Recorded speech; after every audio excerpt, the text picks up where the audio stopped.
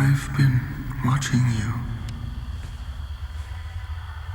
Come closer.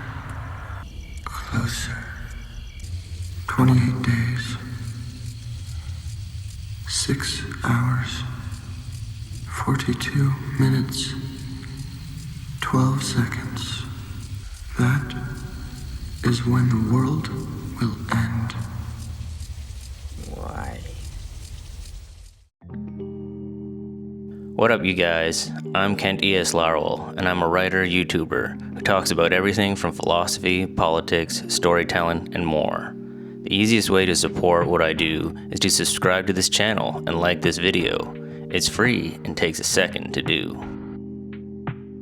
I rewatched a 2000s cult classic recently. To see the deranged mind of a young Jake Gyllenhaal struggle through youth, metaphysics, and his dead rabbit friend brought me back to a simpler time in my youth. For those of you who don't know, Donnie Darko is a movie about an odd kid who one morning is found sleeping on a golf course, likely due to sleepwalking. By surprise, he returns home to find that a huge airplane turbine had crashed into his room. He would have been killed in his bed if he didn't sleepwalk out of his house. This sets Donnie Darko on a spiritual, personal, and cosmic journey where he has to find meaning in a life which seems meaningless. Before we move on, I should note that I watched this for free on Tubi. If you're not aware, Tubi is a free-to-watch platform with lots of decent shows and movies. I'm not sponsoring them, but thought I'd give them a shout-out. Tubi, if you're watching, send me some of those dollary dues. There are a bunch of mini themes and social commentary addressed throughout the movie, such as the shortcomings of religious dogma, the shallowness of positive motivation, teen angst and sexual frustration, the belief in God, and fate. But if you were to ask me, I'd say the main theme of the movie resonates through death and the meaning of life. This is what Donnie Darko struggles with in the movie from beginning to end. Near the very beginning of the film, Donnie and his father almost run over an old lady standing out on the road, who locals have nicknamed Grandma Death. As Donnie gets out of the car to see if she's alright, she goes over to check her mailbox. With no mail in the mailbox, Donnie says, "Maybe some tomorrow," to which the old lady whispers in his ears, "We all die alone." These ominous words seem to unsettle Donnie for most of the movie.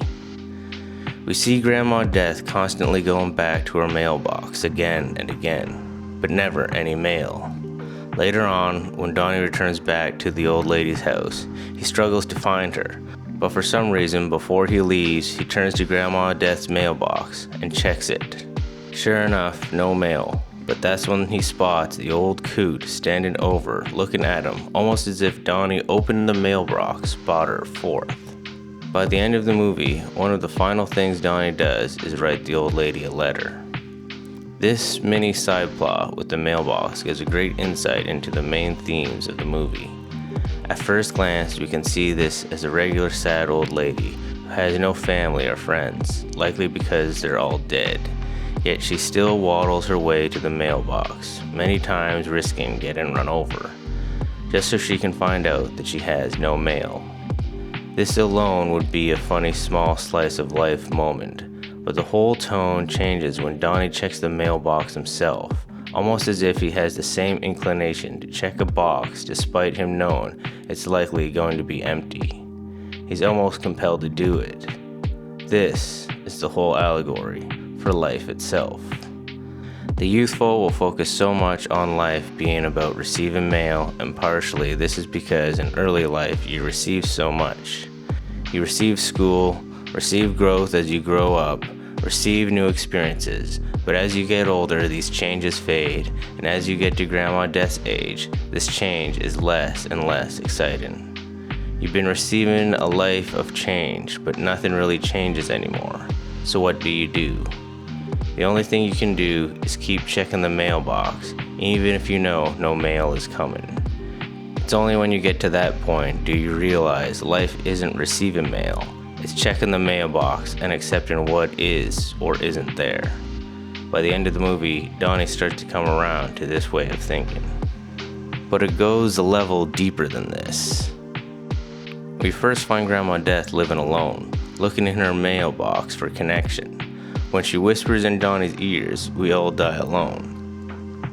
This aloneness defines much of what Donnie struggles with himself, but where Donnie reacts poorly to his struggle initially, he finally comes around and makes peace with the lonely aspects of life and death. This is demonstrated by him writing and sending a letter to Grandma Death in the end. In this act, he now understands that we all die alone, as we must live much of our lives alone. But that does not mean we cannot cherish the time we do get to share with one another.